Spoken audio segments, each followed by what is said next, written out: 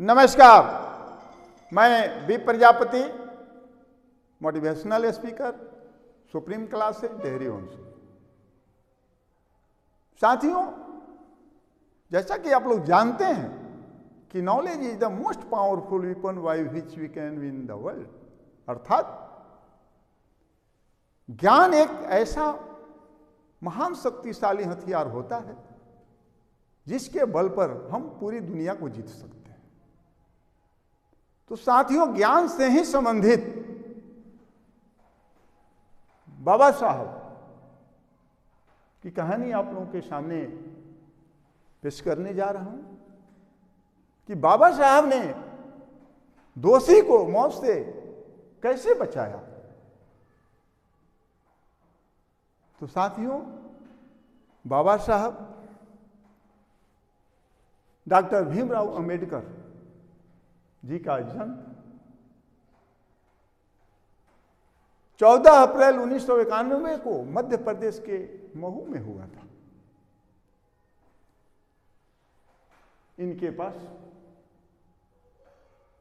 1, 2, 4, 6, 8, 10 नहीं साथियों, 26 उपाधियां प्राप्त थी।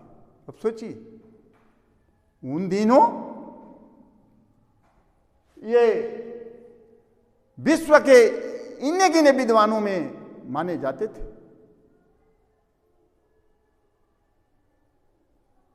ये लंदन से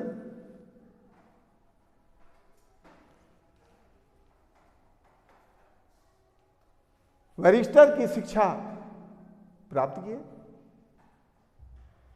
और शिक्षा प्राप्त करके जब वापस आए तो इन्होंने अपनी जीविका चलाने के लिए प्रैक्टिस करने का मन बनाया। क्योंकि ये सामान्य परिवार से बिलोंग करते थे, आर्थिक स्थिति इनकी उतनी सुदृढ़ नहीं थी, तो ये प्रैक्टिस करने के पर्पज से बॉम्बे हाई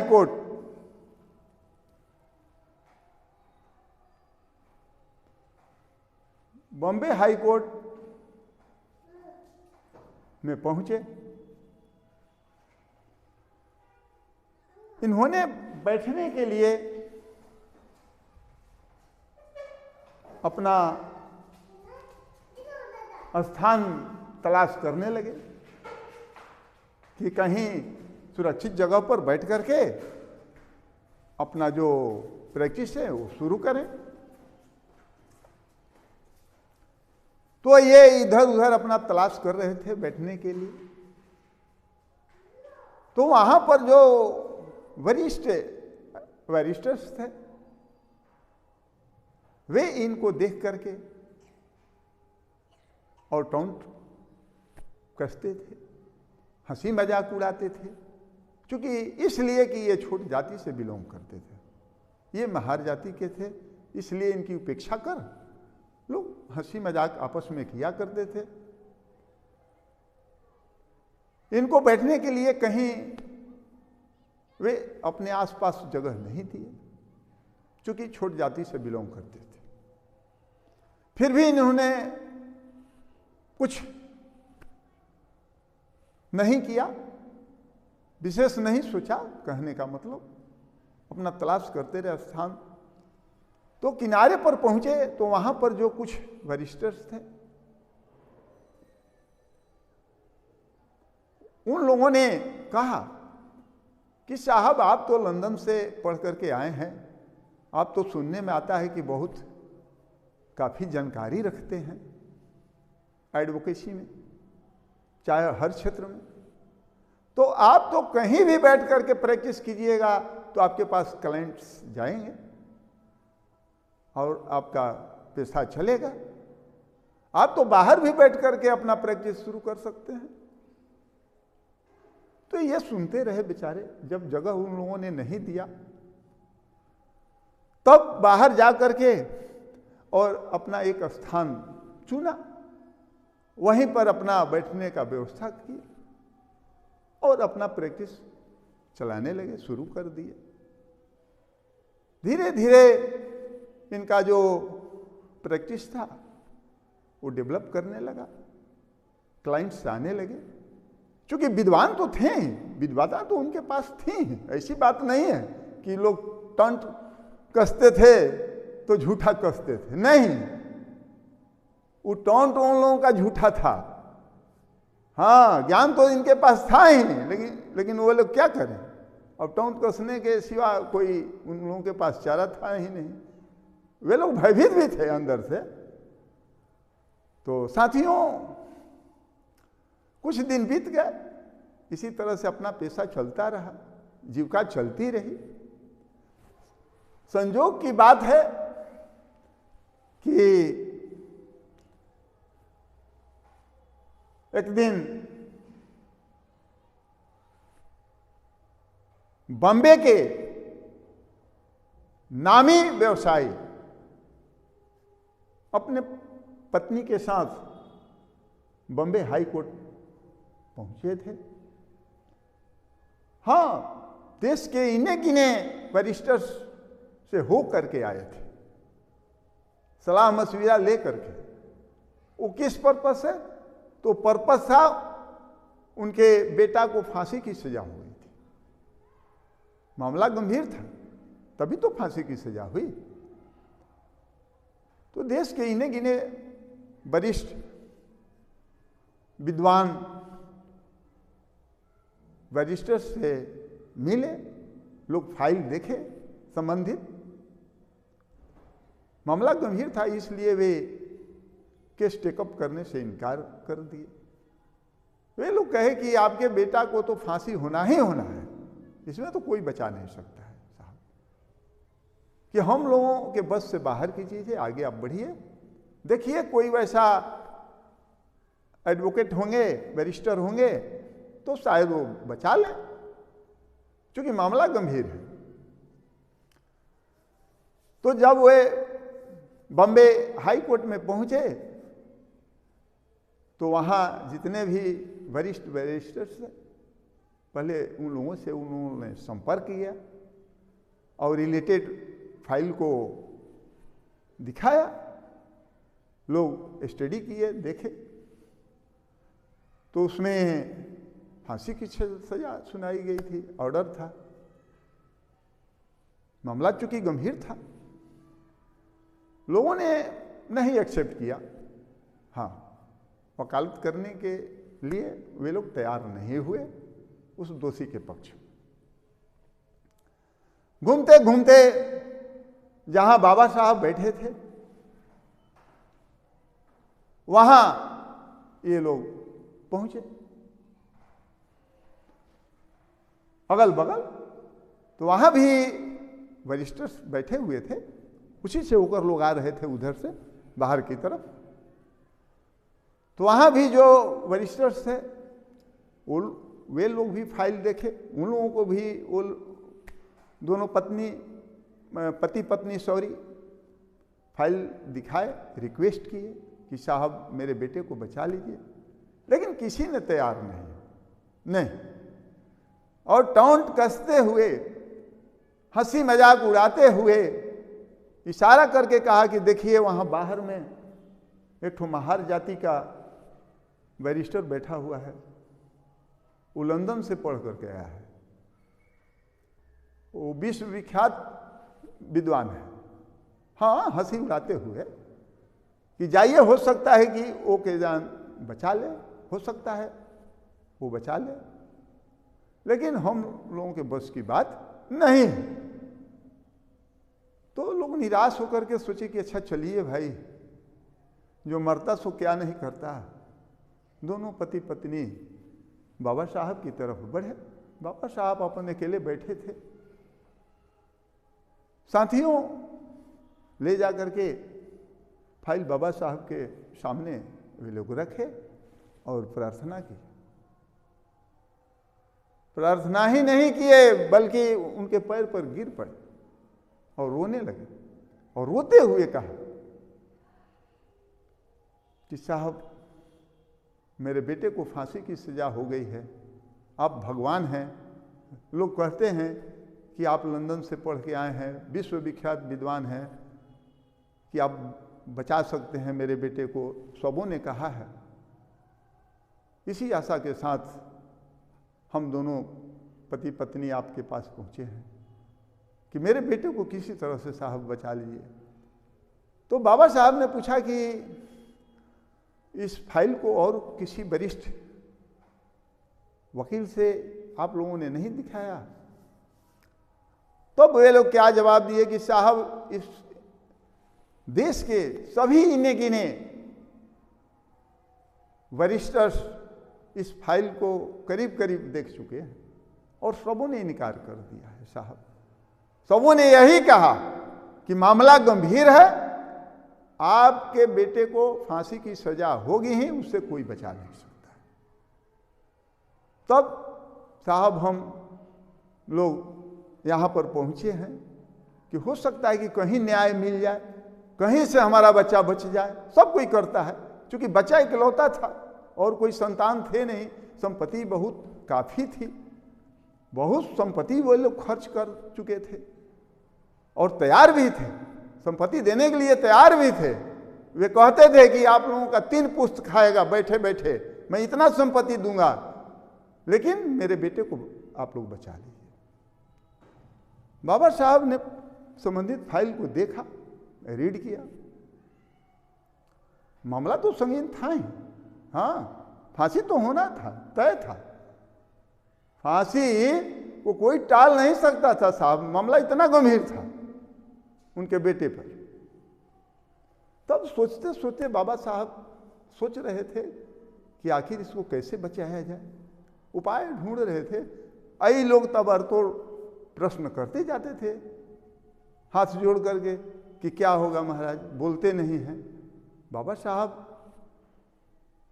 10 मिनट तक कुछ नहीं बोले, कुछ जवाब नहीं दिया, यस नो कुछ नहीं कहा कि आपका बेटा बचेगा, हम केस का वकालत करेंगे नहीं करेंगे, कुछ नहीं। सोचते रहे।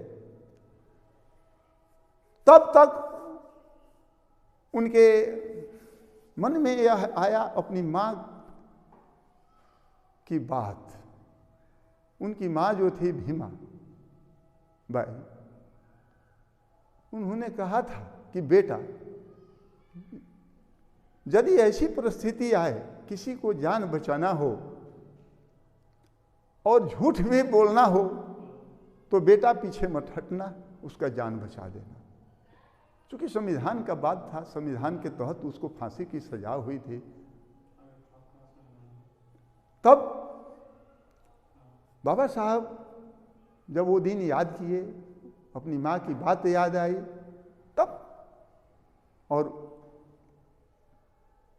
आंख खोले और बोले कि हाँ ठीक है, मैं आप लोगों के बेटे का केस देखूंगा। तब वे पति पत्नी पुनः प्रश्न किए कि क्या मेरा बेटा बच सकता है? तो हाँ बच सकता है, बच सकता है। तब उन लोगों को कुछ चैन आया, लेकिन चैन पूरा कहाँ से आए जब तक कि वो दिन बीत नहीं जाता है, वो दिन टल नहीं जाता है, उसका बेटा बच नहीं जाता है, किसी को चैन पूर्णतः नहीं आएगी। बेचारे रेस्टलेस रहे ही, थोड़ा बहुत संभावना मिला कि नहीं हो सकता है कि मेरा बेटा बच जाए, लेकिन हिंदुस्तान के सभी इन्हीं गिने वरिष्ठ बैरिस्टर्स कह दिए थे कि आपके बच्चे को कोई बचा नहीं सकता है। इसलिए कभी कभी वे धैर्य खो जाते थे। साथियों,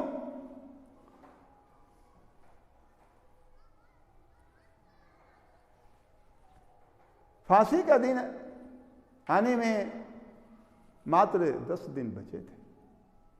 समय बीतता गया, बीतता गया, वो 10वां दिन पहुंच गया।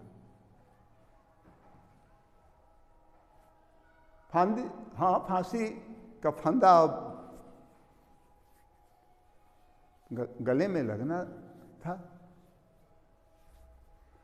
सभी सगे संबंधी, दोषी के माता पिता, बाबा साहब,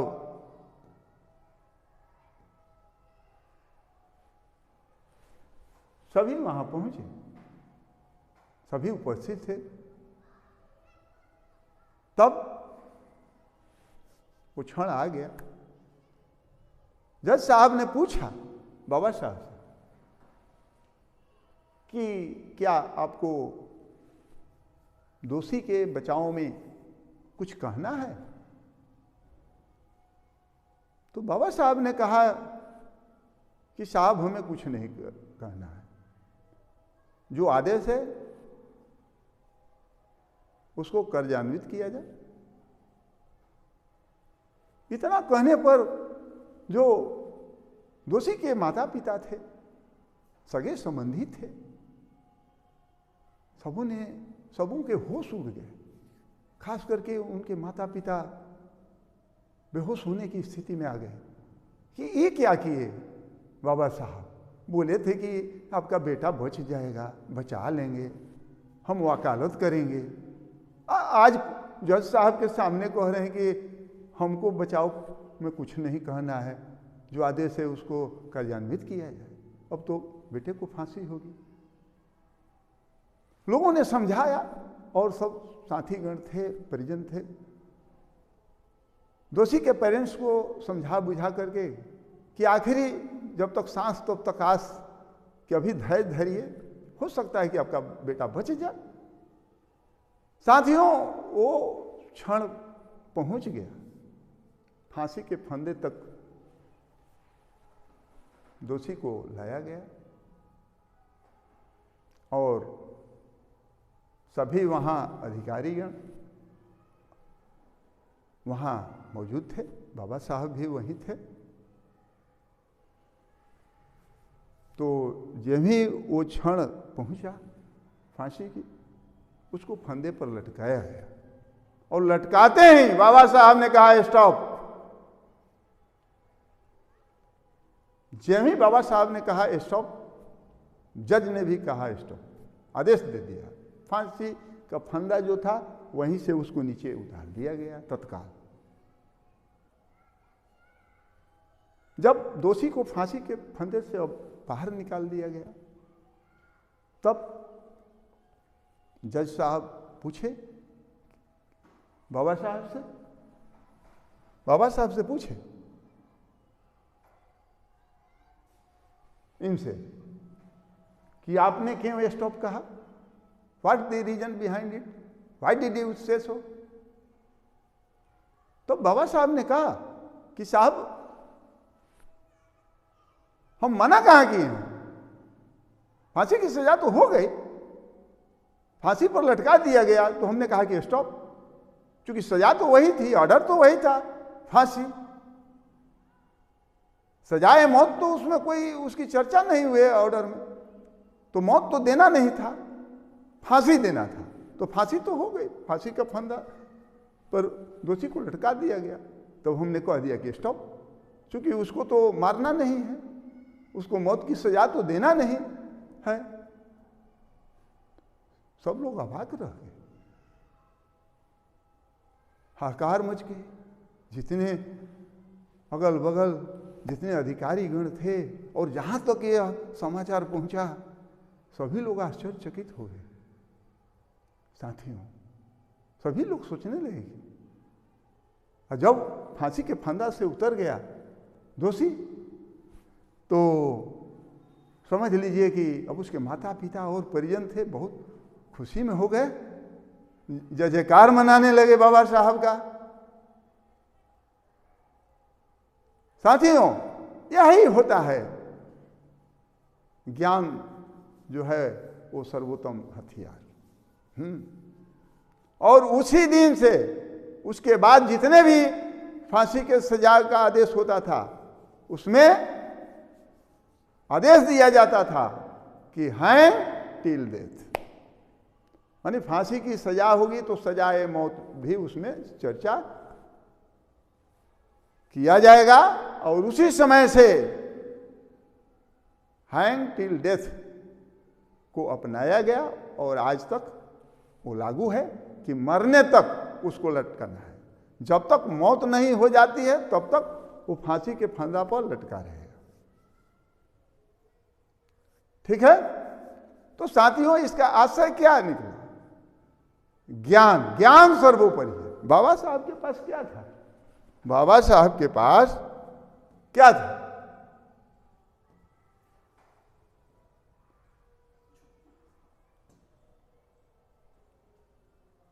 क्या था इनके पास? ज्ञान।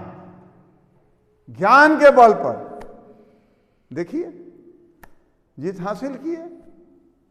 तो साथियों आजकल बहुत से लोग पैसे के पीछे दीवाना है। ठीक है, पैसा कमाइए, हम उसका विरोध नहीं कर रहे हैं, लेकिन अपने शक्ति के मुताबिक बच्चों की शिक्षा दीक्षा की समुचित व्यवस्था भी करानी है। हाँ, यह परम कर्तव्य माता पिता का होता है। जैसा कि आप लोग जानते हैं कि माता बैरी पिता शत्रु, ये न बालो न पाठित न शोभते सभा मध्य हंस मध्य वकुजथा। तो साथियों अपने बच्चों की शिक्षा दीक्षा पर विशेष ध्यान रखें और बच्चों या विद्यार्थियों से भी मेरा अनुरोध है कि वे पढ़ाई लिखाई में, विद्या अर्जन में, ज्ञान अर्जन में कोई कसर न छोड़ें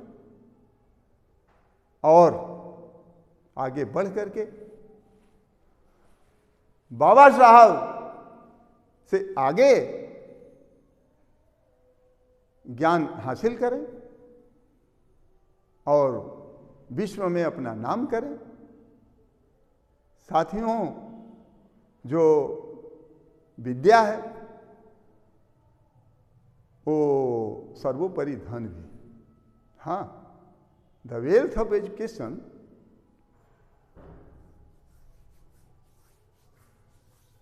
can neither be stolen by the thieves nor be taken away by the kings. It can't be divided among brothers and doesn't have any weight to carry. If it is spent regularly, it keeps on growing. As such, we can say the wealth of education is the best of all. साथियों, जो विद्या है वह एक ऐसा इकलौता धन भी है जिसको कोई चुरा नहीं सकता है, न राजा छीन सकता है और न इसे भाइयों के बीच बांटा जा सकता है। साथियों यह ऐसा इकलौता धन है कि इसमें कोई भार नहीं है ढोने के लिए, कोई भार नहीं, बिना भार का है, भारहीन है।